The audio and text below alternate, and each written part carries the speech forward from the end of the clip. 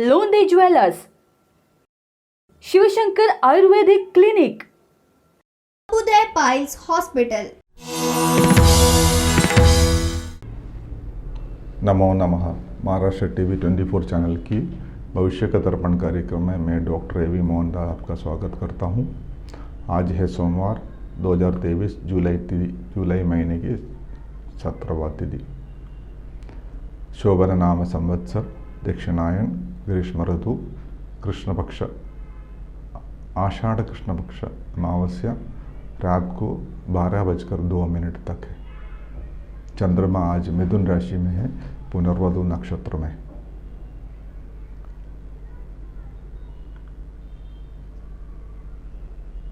और अमावस्या में रहते हुए कर्क राशि में प्रवेश करेंगे रात को 10:32 में। व्याघात नाम नित्य योग सवेरे 8:58 तक रहेंगे। उसके बाद में हर्षणा योग। कल से श्रावण अधिक मास शुरू हो रहा है। चंद्र आज रात 10:32 पर अमावस्या में रहते हुए कर्क राशि में प्रवेश करेगी। 1.5 घंटे के बाद सूर्य भी मिथुन राशि छोड़कर अमावस्या के साथ में कर्क राशि में रात को 12:02 पर प्रवेश करेंगे। मतलब यही है कि सूर्य चंद्र एक साथ अमावस्या में रहते हुए कर्क राशि में प्रवेश कर रहे हैं। बाकी महीनों में भी संक्रमण, राशि से संक्रमण होता है, सूर्य का भी होता है, चंद्रमा का भी होता है। एक ही साथ दोनों को परिवर्तन होना, उस महीने को अधिक मास कहा गया है।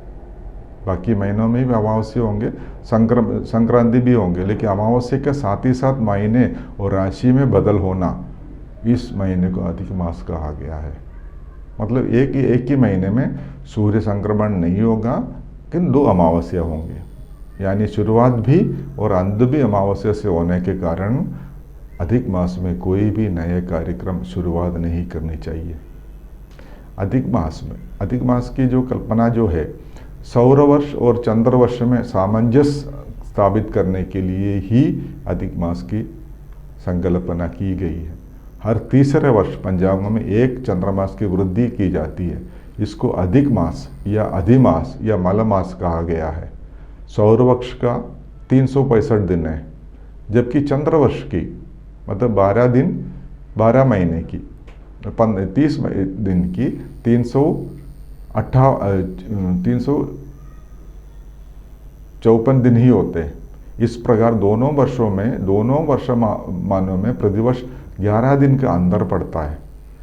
इन अंतर में समानता लाने के लिए चंद्रवर्ष 12 मासों से स्थान पर 13 मास की हो जाता है हर 3 साल के बाद। वो है अधिक मास।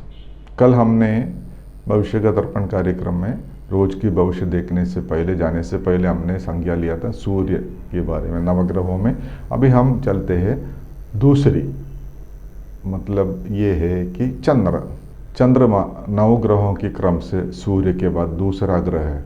वैदिक ज्योतिष में चंद्रमा मन, माता, मानसिक स्थिति, मनोबल, द्रव्य वस्तुओं, यात्रा, सुख शांति, धन संपत्ति, रक्त, आंखें, छाती आदि का कारक होता है।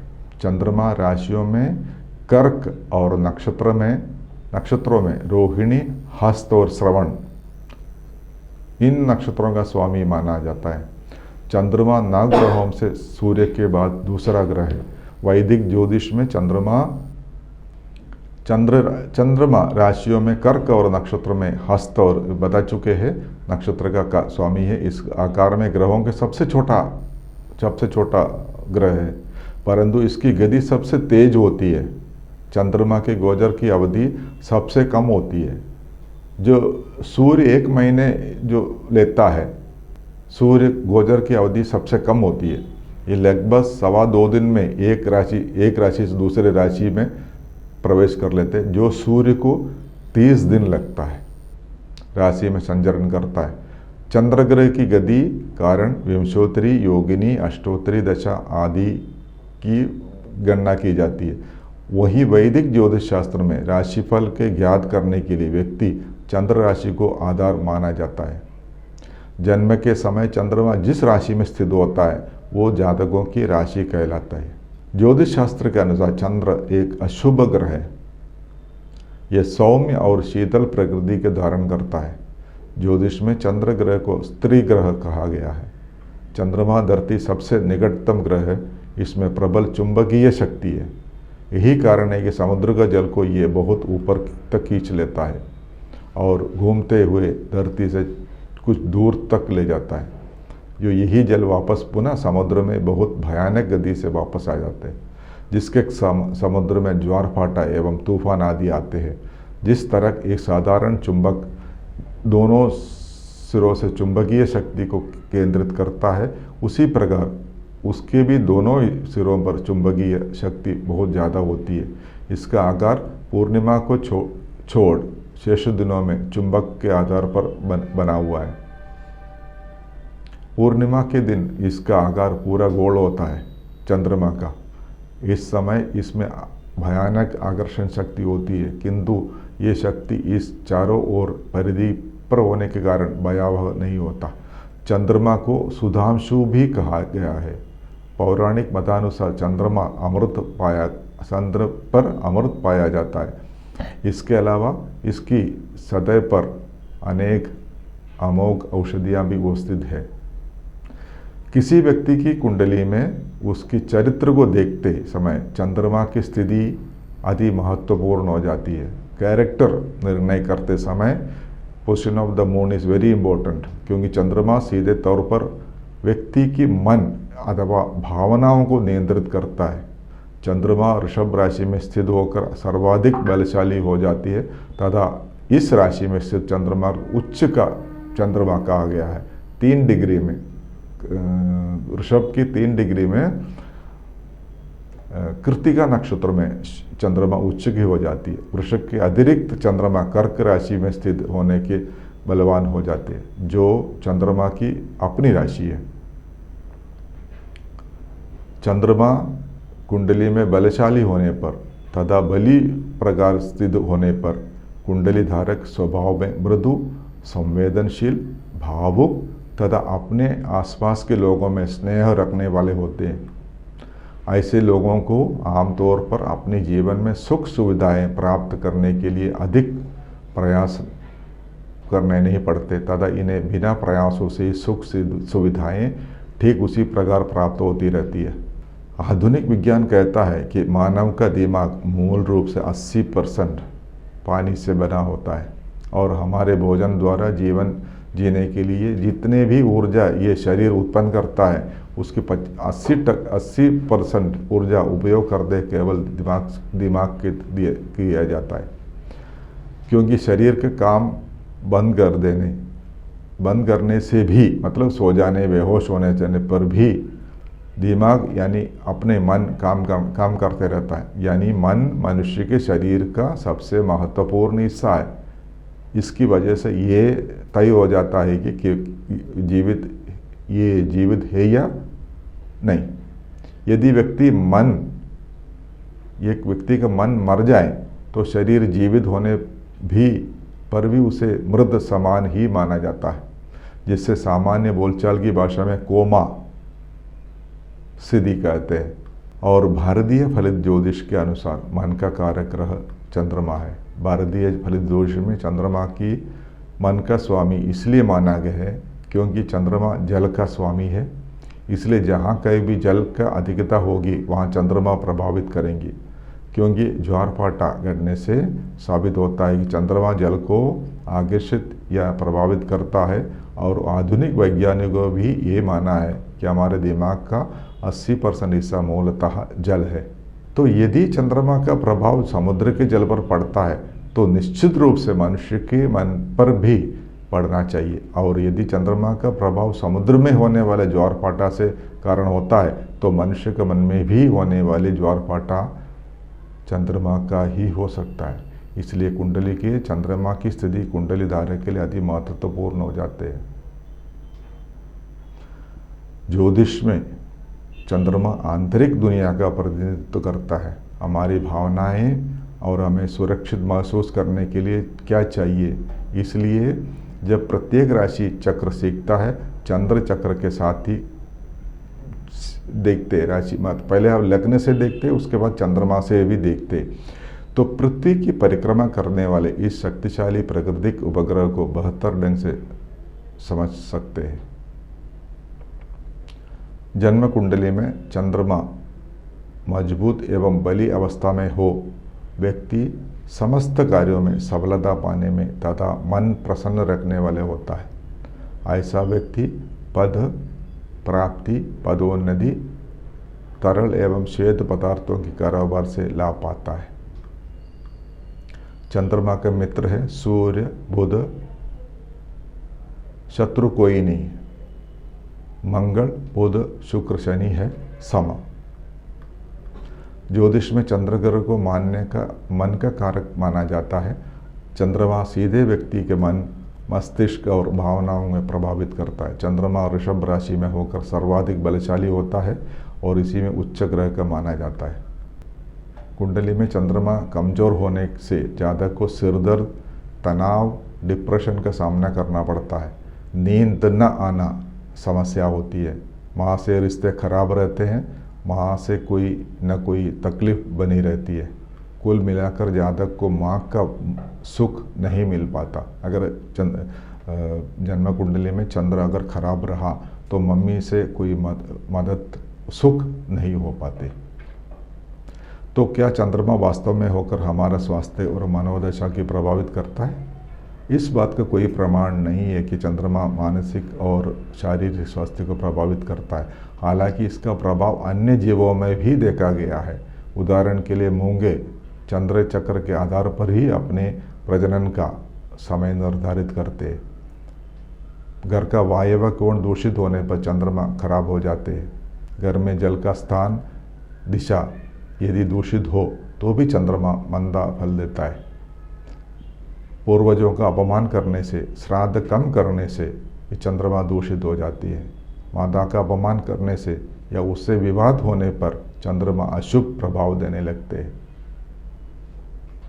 इसलिए जब कोई ज्योतिषी कहता है कि चंद्रमा कमजोर है, उसका मतलब ये होता है कि वो अन्य ग्रहों से द्वारा उदास या पीड़ित है, इसलिए वो अपना फल पूरी तरह से नहीं दे पाते। जांचो कि चंद्रमा घट रहा है या बढ़ रहा है। दृढ़ता, चांद परेशान है, डलता जल परेशान है। वार्निंग उस समय को कहते हैं जब चंद्रमा का आकार घटता हुआ प्रतीत होता है। चंद्रमा बहुत इम्पोर्टेंट है। लग्न के बाद, लग्न राशि के बाद में चंद्रमा एक ज्योतिष जन्म पत्रिका में बहुत इम्पोर्टेंट होता है। रिजल्ट देखते समय हम पहले लग्न से एनालिसिस करते हैं, उसके तुरंत बाद हम चंद्रमा पर आता है। चंद्रमा को लग्न मानकर भी हम एनालिसिस करते हैं। इसलिए चंद्र का पोषण बहुत इम्पोर्टेंट है। माँ के साथ रिश्ता बनाए रखिए। कम से कम चंद्र को अपने कुंडली में स्ट्रांग बनाने की एक ही जरिया है, मम्मी से अपना रिश्ता बनाए रखिए, मधुर रखिए। मम्मी का देखभाल कीजिए, उनके बुढ़ापा का सहारा बनने की कोशिश कीजिए। मम्मी को अगर आपने उपद्रव किया, उनके साथ दुर्व्यवहार किया, आपकी जन्म कुंडली का चंद्र खराब हो जाता है और उसका फल आपको भुगतना पड़ता है। अब हम लेके चलते हैं आज के भविष्य की ओर।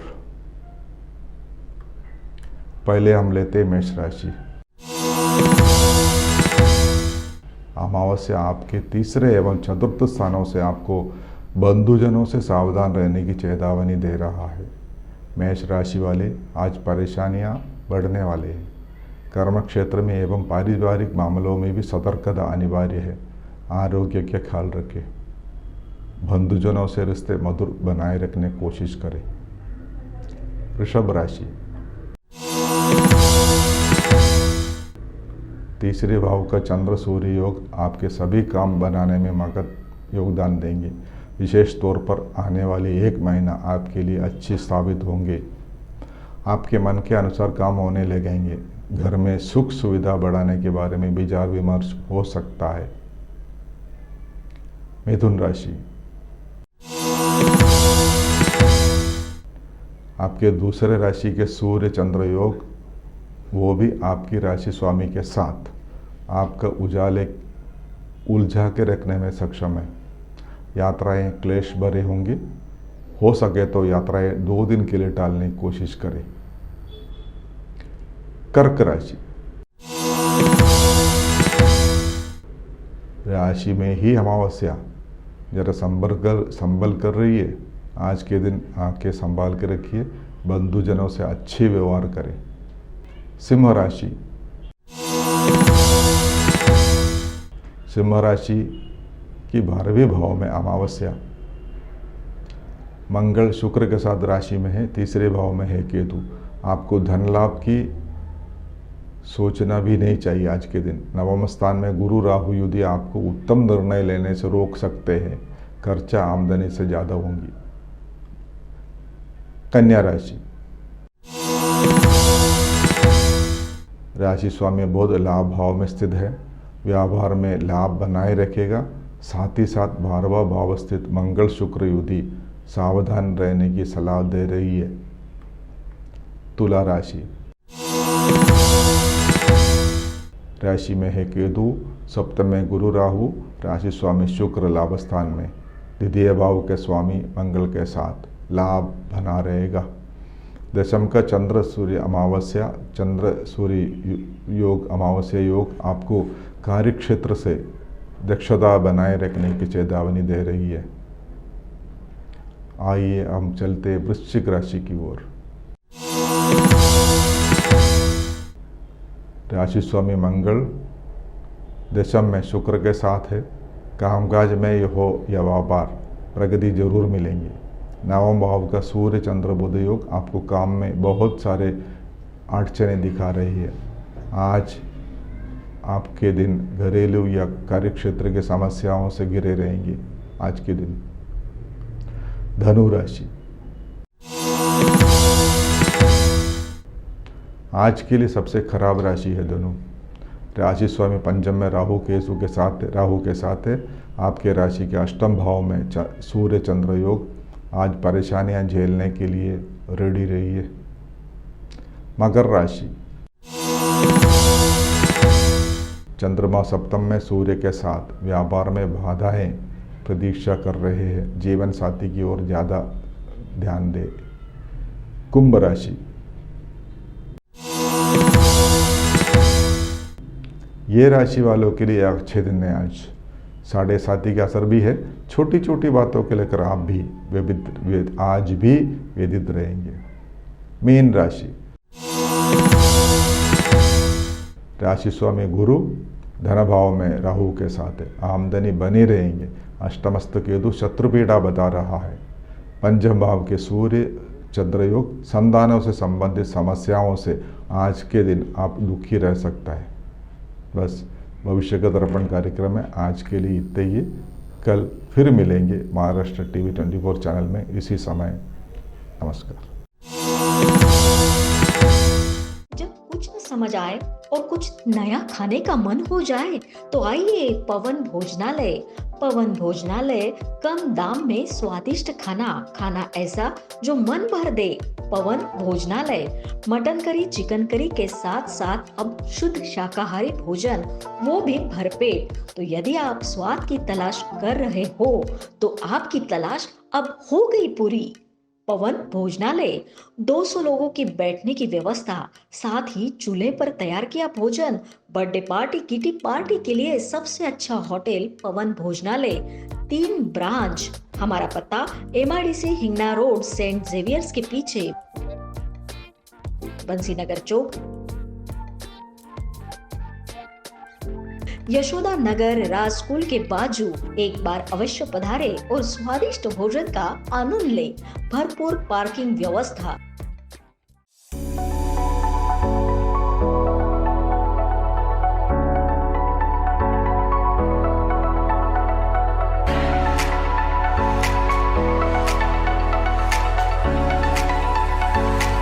इस शादी सीजन पर सचिन लाइफस्टाइल आपके लिए लेकर आया है शादी के लिए कपड़ों की भरपूर वैरायटी।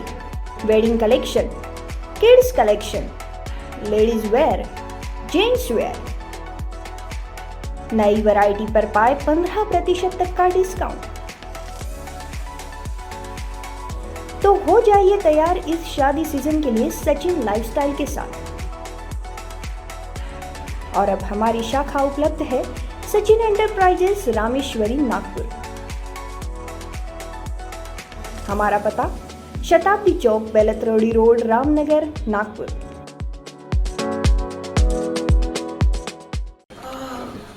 बॉस ने मीटिंग बुलाई। बाहर उठो बैठो। तकलीफ उठने बैठने की नहीं, तकलीफ बवासीर की है। बवासीर फिशर भगंदर पाइलोनियल साइंस का आयुर्वेद तथा आधुनिक लेजर से उपचार। कॉल या विजिट करें www.pilesfistulacure.com। गंजेपन एक समस्या। क्या आप गंजेपन से छुटकारा पाना चाहते हो? तो आइए साई नेचुरल ब्यूटी केयर।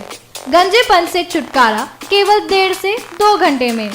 विदेश की टेक्नोलॉजी अब भारत में। American non surgical hair replacement centre, complete hair washable, hair weaving, bonding, tattoo and piercing centre, permanent and temporary tattoo. Sai natural beauty care, mister Vinod Jamdade, 9552333129 and 9226210293. Our branch, shop number 114, Sadode Plaza, near Podareshwar, Ram Mandir, CA Road, Nagpur, and Hari Archana Complex, block number 49, Utkhana Road, Medical Square, Nagpur.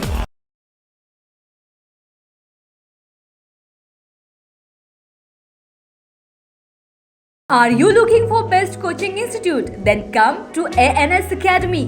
Answer to all your dreams. Co-founder and director of ANS Academy, Mr. Nihal Shahare and Mr. Jay Edliwar provides you best teaching methods, IITG, Main plus Advanced, NEET, MHT, CET plus 11th or 12th, 8th, 9th, 10th Foundation, MHT, CET crash courses. Choosing ANS Academy is best thing for students. We provides monthly career counseling, monthly online test, 24/7 doubt clarification, batch size 30, experienced faculties, pick and drop nearest metro, residential facility also available. Let's achieve your dreams together. महिला विकास स्वरोजगार बहुउद्देशीय संस्था Nagpur mega trade fair, जहां है 340 feet बड़ा gate, वो भी selfie point के साथ। हैंडलूम हैंडीक्राफ्ट एग्जीबिशन और amusement park, furniture, decorative item, dresses, imitation jewellery, food stall और सबके लिए ढेर सारी खुशियां ही खुशियां। साथ ही सबके लिए रोबोटिक एनिमल्स पार्क, तो देखना ना भूलिए।